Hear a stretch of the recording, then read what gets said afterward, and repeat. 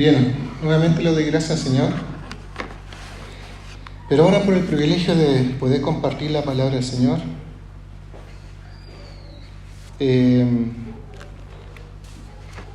Siempre es una tremenda responsabilidad predicar, porque es una forma de enseñar, y si yo enseño, debo practicar. Así que Dios, ¿cierto?, nos pueda ayudar, nos pueda guiar, y que podamos tener nuestro corazón, ¿cierto?, abierto, nuestros oídos muy atentos a la palabra del Señor, y que nos podamos someter también a su palabra. Así que, tal como están, quiero orar. Señor Dios, Tú eres Señor. Tu palabra, Señor, ha sido inspirada por Ti. Ha sido soplada, Señor, para que también, Señor, llegue a nosotros. Señor Dios, Padre, nosotros somos débiles, somos frágiles. Señor, y compartir Tu palabra, siendo nosotros un receptor, un parlante, Señor, a veces tan pequeño. No a veces, Señor, siempre. Te pido, Padre, de que Tú me puedas usar, que puedas, Señor, compartir Tu palabra, que, Señor, mi mente, mi pensamiento, mi estudio, Señor, se someta bajo Tu voluntad. Señor, Tu palabra es el importante. Tú eres el importante. Señor, Tú para nosotros lo eres todo. Y por eso, Señor, necesitamos escuchar de Tu palabra cada día, cada momento. Señor, en este día te pido, Padre, que Tú, Señor, puedas someterme bajo Tu voluntad y que pueda predicar, Señor, bajo Tu voluntad. En el nombre de Jesús. Amén.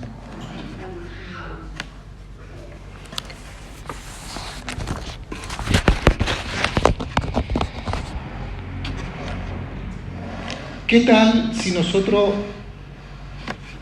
hiciéramos una encuesta hoy día? Y una encuesta en donde se haga una pregunta o dos preguntas que van en la misma dirección. Que digamos, ¿quién es este? ¿Quién es él? ¿Quién es este James que está sentado ahí? ¿Quién es ese Alexis que está sentado al lado de Camila? ¿Quién es? ¿Quién es Alonso? Que lo veo ahí ya, calladito. ¿Quién es esa hermana Rosita que está sentada ahí, de azul? ¿Quién es Blanquita? ¿De dónde vienen? ¿Dónde nacieron? ¿Qué piensan? ¿Qué es lo que hacen? ¿Qué le gusta? ¿Qué cosa no le gusta? ¿Por qué están en Chillán? Australiano, santiaguino, penquista. ¿Por qué estamos acá? ¿Por qué están acá? O sea, la gran pregunta es si realmente nosotros los conocemos. Y si bien es importante saber quiénes son, ¿quiénes son ellos? Hay una persona en la Escritura a la cual sí debemos conocer muy bien. Y si a nosotros nos preguntan, debiéramos tener una respuesta concreta, segura. Y me estoy refiriendo a nuestro Señor Jesús. Y para eso quiero que abran sus Biblias en el libro de Marcos, capítulo 4. Y vamos a leer desde el versículo 36 al 41. Dice: aquel día, cuando llegó la noche, les dijo: pasemos al otro lado. Y despidiendo a la multitud, le tomaron como estaba en la barca, y había también con él otras barcas. Pero se levantó una gran tempestad de viento y echaba las olas en la barca de tal manera que se anegaba. Y él estaba en la popa durmiendo sobre un cabezal.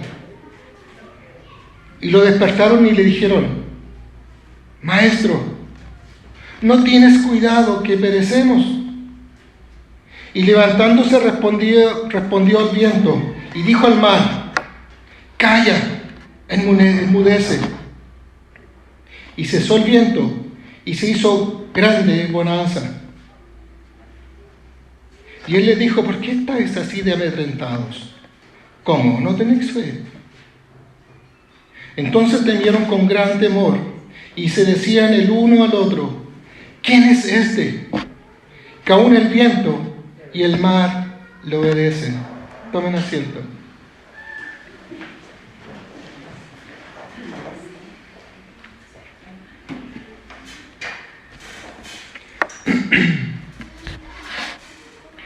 Yo me quiero detener justamente en lo último.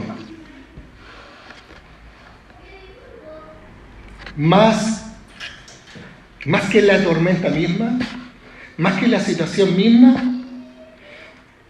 me quiero detener en la pregunta de los discípulos: ¿quién es este? Que aún el viento y el mar le obedecen. Pero quiero hacer un poco de contexto. Nuestro Señor, después de predicar todo el día, porque si nosotros vemos la agenda del Señor y vemos a través de los evangelios cómo era algún día del Señor, yo no sé si hubiéramos sido capaces de ir a ese ritmo. Se levantaba de madrugada a orar, la gente se agolpaba y venía de diferentes lugares.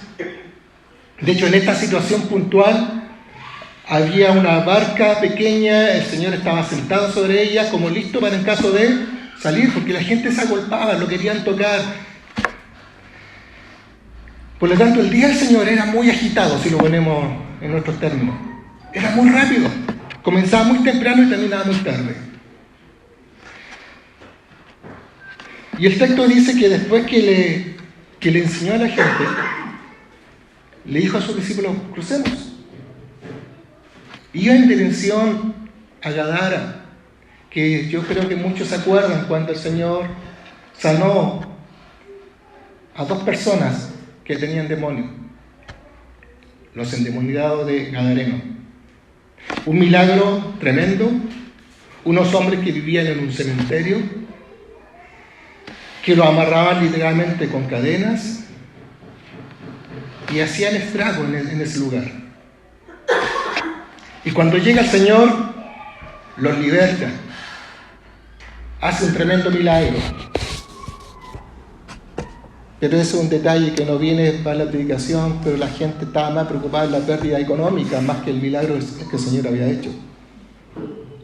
Porque perdieron de 2.000 cerdos. Por lo tanto, se asombraron del milagro, porque se habían visto cómo esos jóvenes o esas personas, era una locura su comportamiento porque estaban endemoniados, pero más les preocupó la pérdida económica. Y yo quiero enfocarme también en el mismo proceso. Dice que cuando ellos iban camino se levanta una tormenta. Quienes somos de costero, en el caso de nosotros que vivimos en Penco, sabemos lo que significa que se levante un viento fuerte. Tenemos mala experiencia también con eso. Y dice el texto que el bote estaba que se daba vuelta. Le entraba mucha agua. Los discípulos estaban asustados. Y van donde Jesús, quien estaba durmiendo. Y hago el hincapié durmiendo porque también entender. Y aquí viene la naturaleza humana del Señor. 100% hombre, 100% Dios. Él estaba cansado. ¿Quién no? con un ritmo como el que tenía nuestro Señor. Y dice que lo van a despertar. Pero Señor, ¿cómo no te preocupas que estamos a punto de morir ahogados? Bien, durmiendo. Y quiero resaltar algunos puntos que por lo menos a mí me llama la atención en el texto que acabamos de leer. Una es el punto de que el Señor dormía. El punto que resalté del agotamiento físico del Señor. Si nosotros leemos los primeros capítulos de Marcos, vamos a entender cómo era el día agitado de nuestro Señor. Predicando, yendo, sanando, orando de muy temprano. Y por esa misma razón debemos ser imitadores de Cristo. Otro punto es el hecho que lo hubieran ido a despertar. Recordemos que desde el punto de vista profesional, nuestro Señor Jesús, de profesión era carpintero. Y en esa barca iban gente experta en navegación. Estaba Pedro, estaba Andrés, estaba Jacobo, estaba Juan, posiblemente Felipe. Hombres que vivieron toda su vida pescando. Hombres que vivían y sabían lo que era una tormenta en el agua, en ese lago o en ese mar, como se le dice. Pero ¿cuál fue la reacción de ellos? Oye, Pedro, ¿qué hacemos? Oye, tú que has estado tantos años aquí navegando, dime cuál. No, fueron a despertar a Jesús. ¿Por qué despertaron a Jesús? Si Jesús no era un experto marinero, no era un pescador como lo eran los otros discípulos. Los discípulos sabían y habían vivido los milagros y las señales que Jesús hacía en medio de ellos.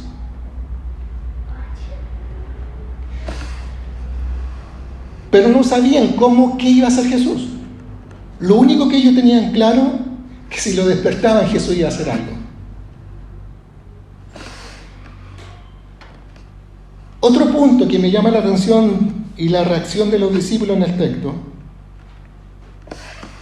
es que dice que ellos se espantaron y que decían: ¿quién es este que hasta el viento y el mar le obedecen? Se asustaron. Se asustaron al ver lo que había hecho Jesús. ¿Y qué hizo Jesús? Que lo encuentro fabuloso. Se pone en pies. Antes primero lo retó.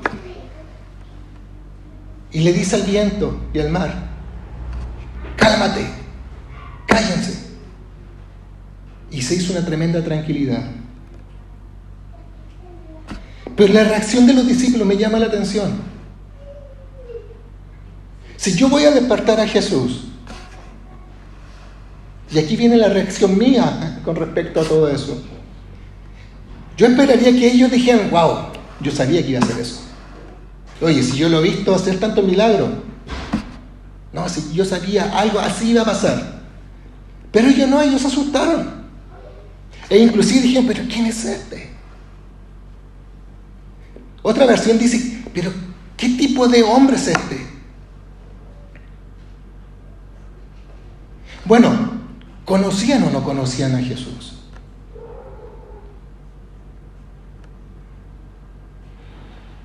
Y definitivamente no lo conocían del todo. Habían vivido un tiempo con Él, habían visto milagros que el Señor hacía, como diría el apóstol Juan, ¿cierto? Las señales que hacían en medio de ellos. Pero definitivamente no lo conocían. Conocían una parte.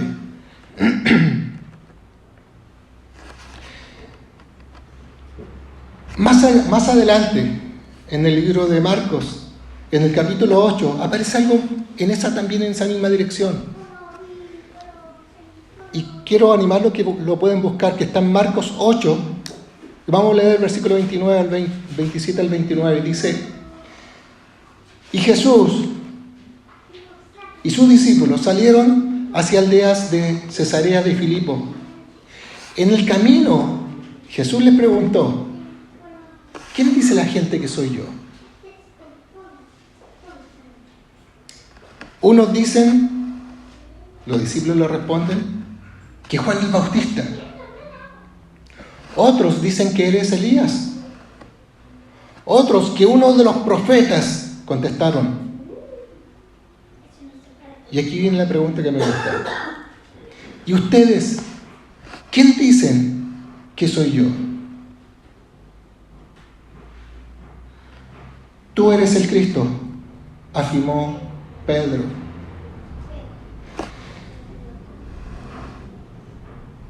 Es interesante que este diálogo se da justamente después de lo otro, cuando ellos dicen: ¿pero quién es este? ¿Quién es este que es capaz de hacer que el viento y el mar se calmen? Yo lo he visto hacer milagros, yo lo he visto hacer cosas, pero ¿quién es? ¿Con quién voy caminando? Y Jesús le dice: ok, dime, ¿qué dice la gente que soy yo? Pero después viene la pregunta específica y al hueso. ¿Y ustedes, quién dicen que soy yo? Y Pedro responde: tú eres el Cristo, el Hijo del Dios viviente. Como diría Mateo 16:16. Pedro le apuntó, hermanos, medio a medio. Yo podría decir, por fin uno de sus discípulos entendió quién era realmente Jesús.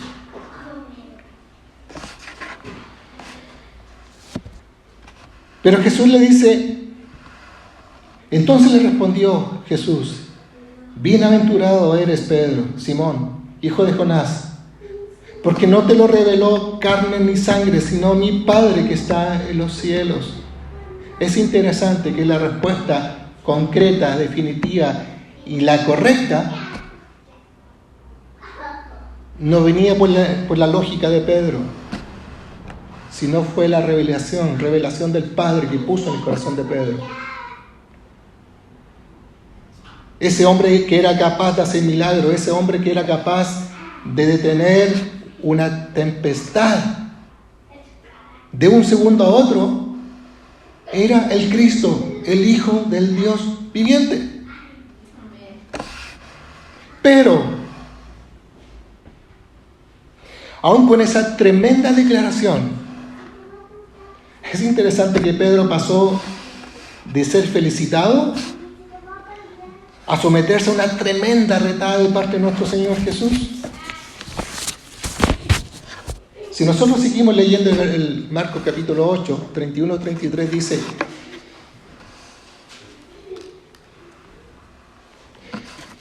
y comenzó a enseñarles que le era necesario que el Hijo del Hombre padecer mucho. Después que Pedro dijo que él era el Cristo, y de ser desechado por los ancianos y por los principales sacerdotes y por los escribas, y ser muerto, y resucitar después de 3 días. Esto lo decía claramente. Entonces Pedro lo tomó aparte y comenzó a reconvenirle, a decirle: pero maestro, ¿pero cómo? Pero él, volviéndose y mirando a los discípulos, reprendió a Pedro diciendo: quítate delante de mí, Satanás, porque no pones la mira en las cosas de Dios, sino en la de los hombres. Aquí hay profesores en medio de nosotros. Es como que un alumno responde bien, se le saca un 7, es aplaudido, y al segundo comete una tontera, un 1 o anotación al libro, y tiene que venir con el apoderado. Eso le pasó a Pedro. Pasó de ser felicitado a ser retado. Y ahí es donde me vuelvo a preguntar: conocían realmente a Jesús. Y me queda la frase, ¿quién es este?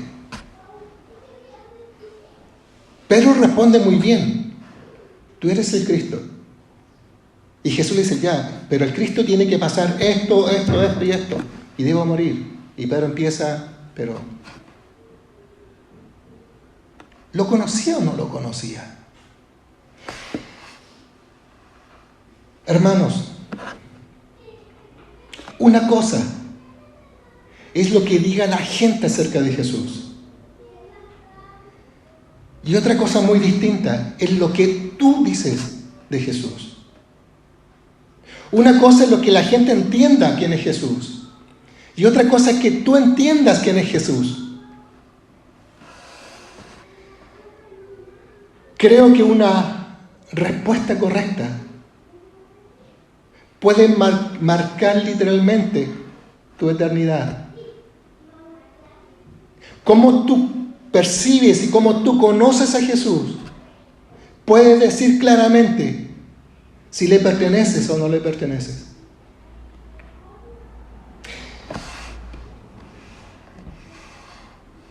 Si nosotros tuviéramos que responder a esas dos preguntas que hizo Jesús a sus discípulos, ¿quién dice la gente que soy? ¿Qué diríamos nosotros hoy día?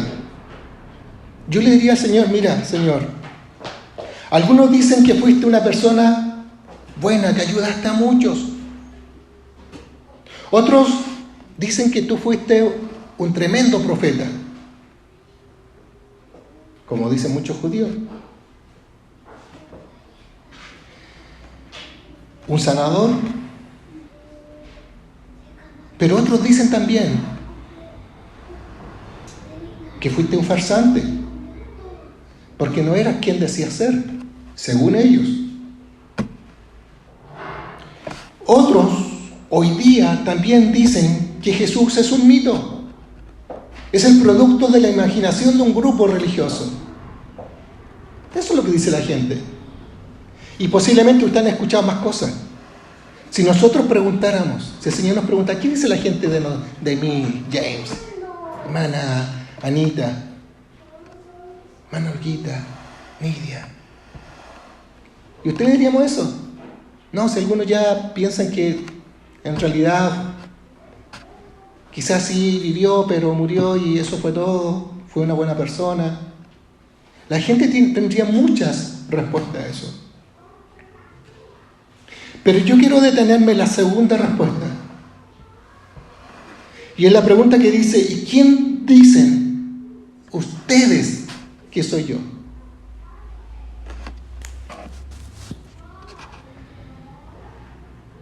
Y claramente creo que tu respuesta marca de quién realmente, cuál es tu posición en la vida cristiana. ¿Qué sabes de Jesús? ¿Quién es Jesús para ti? ¿O qué representa Jesús en tu vida?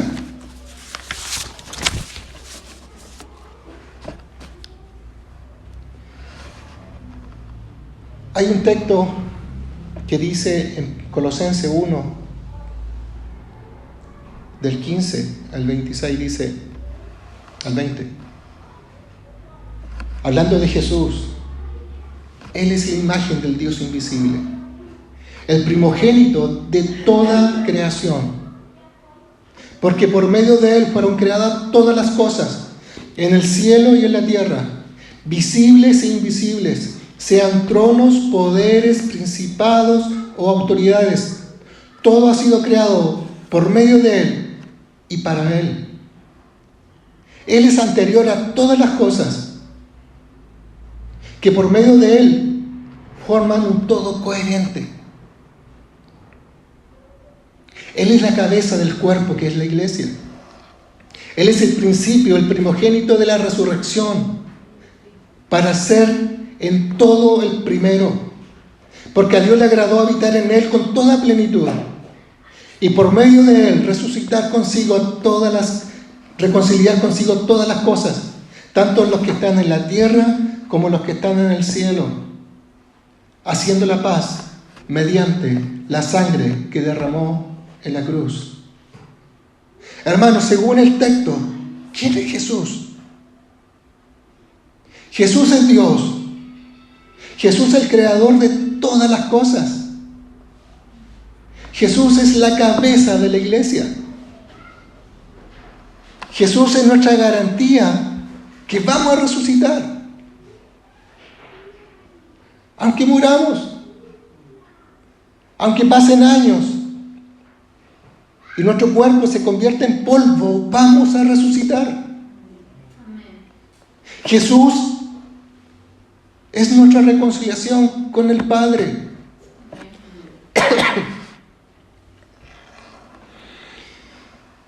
Jesús es quien derramó su sangre en la cruz. ¿Quién es Jesús? Hechos 4:12 dice: en ningún otro hay salvación. Dios no ha dado ningún otro nombre bajo el cielo mediante el cual podamos ser salvos. Según este texto, ¿quién es Jesús? Jesús es nuestro único Salvador y no hay más. No hay otro nombre. Jesús es lo único que tenemos para ser salvos. No hay otra fórmula, no hay otra forma de justificarnos ante el Señor. ¿Quién es Jesús? Filipenses 2. Haya pues en vosotros este sentir que hubo también en Cristo Jesús, el cual siendo en forma de Dios, no estimó a ser igual a Dios como a cosa que aferrarse, sino que se despojó a sí mismo, tomando forma de siervo, hecho semejante a los hombres, y estando en esta condición de hombre, se humilló a sí mismo, haciéndose obediente hasta la muerte y muerte de cruz, por lo cual Dios lo exaltó hasta lo sumo y le dio un nombre que es sobre todo nombre, para que en el nombre de Jesús se doble toda rodilla de los que están en el cielo, en la tierra y debajo de la tierra, y toda lengua confiese que Jesucristo es el Señor, para la gloria de Dios Padre. ¿Quién es Jesús según el texto? Jesús es Dios. Jesús es Dios que se hizo hombre. Jesús es quien murió en la cruz por nosotros. Jesús es nuestro Señor. Y es el único al cual nosotros podríamos arrodillarnos en señal de reconocimiento de su señorío. Muchos cristianos de la antigüedad murieron por este punto. Arrodillarse para coger algo, no me refiero a eso. O arrodillarse para ofrecerle matrimonio, ¿cierto?, a la esposa, tampoco me refiero a eso. Arrodillarse reconociendo el señorío. El señorío divino es solamente y exclusivamente para Dios. No nos podemos arrodillar delante de nadie más. Y hubieron cristianos en el pasado que murieron por este punto.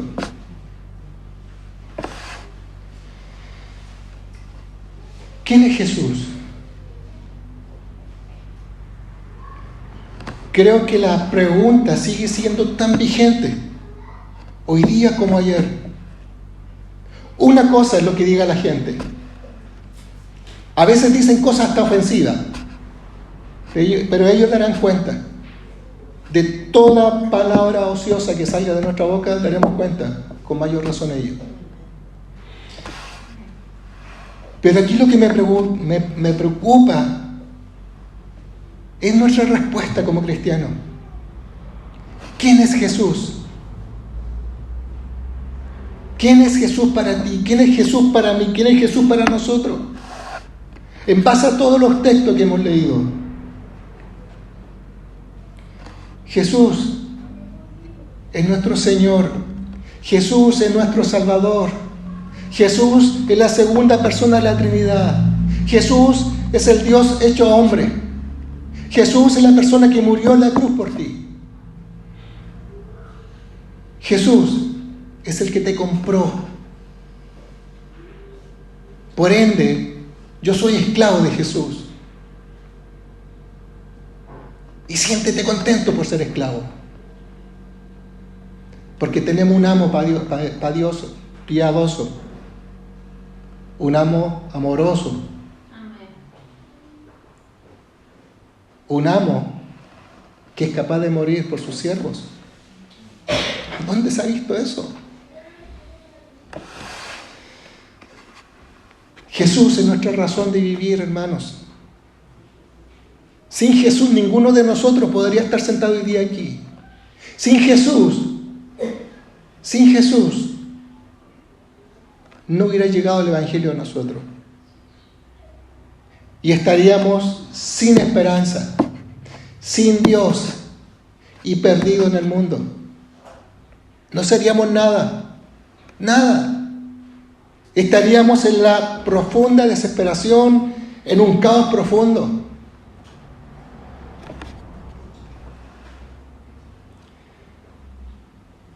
Jesús, hermanos, es el buen pastor.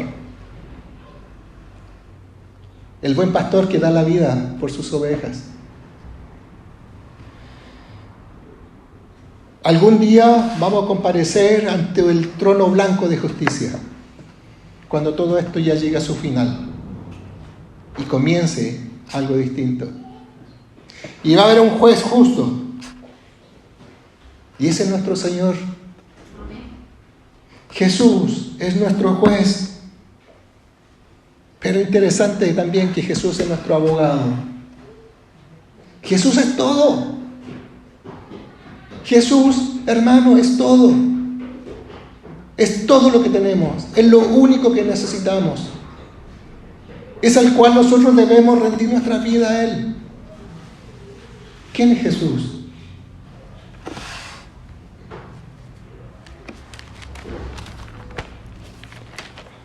Y quiero terminar con parte del Salmo 103, quien dice: bendice alma mía Jehová, y bendiga todo mi ser tu santo nombre. Bendice alma mía Jehová, y no olvides ninguno de sus beneficios. Él es quien perdona todas tus iniquidades, el que te sana de todas tus dolencias, el que te rescata del hoyo de tu vida, el que te corona de favores y misericordia.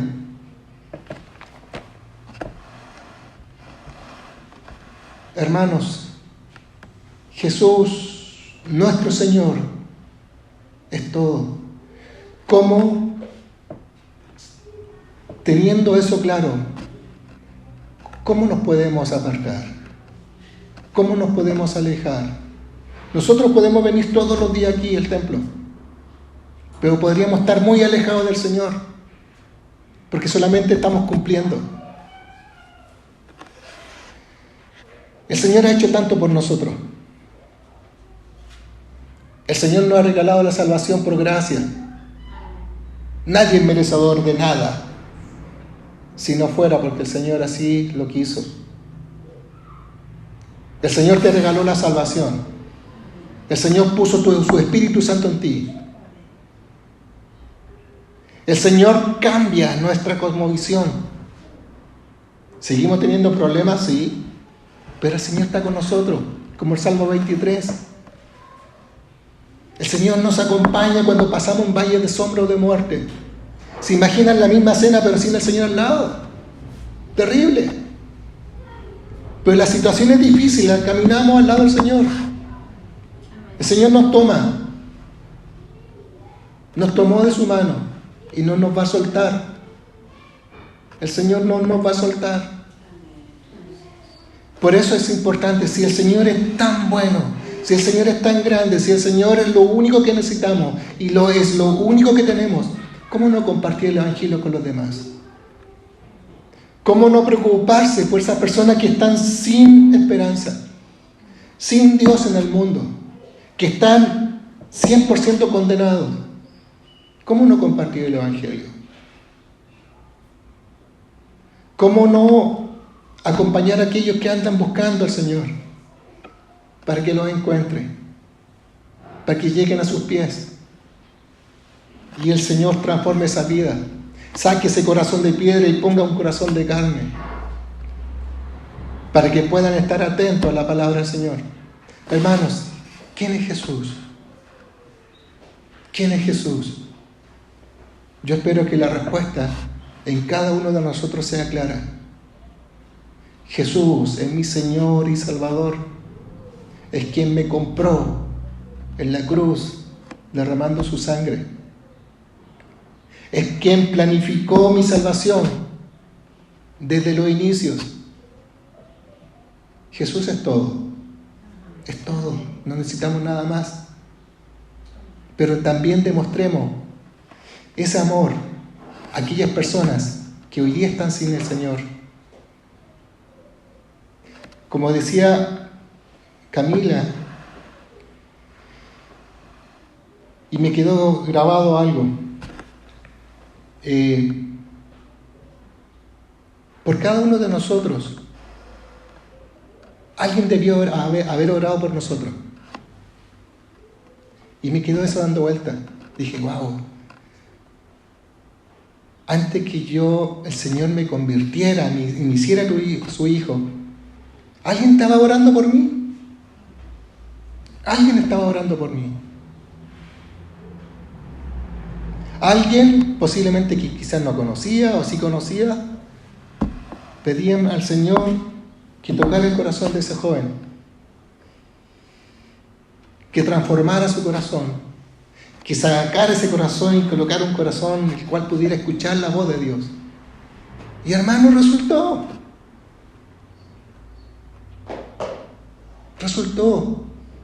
Hermana Anita, alguien, antes de convertirse por usted en al Señor, alguien estaba orando por usted.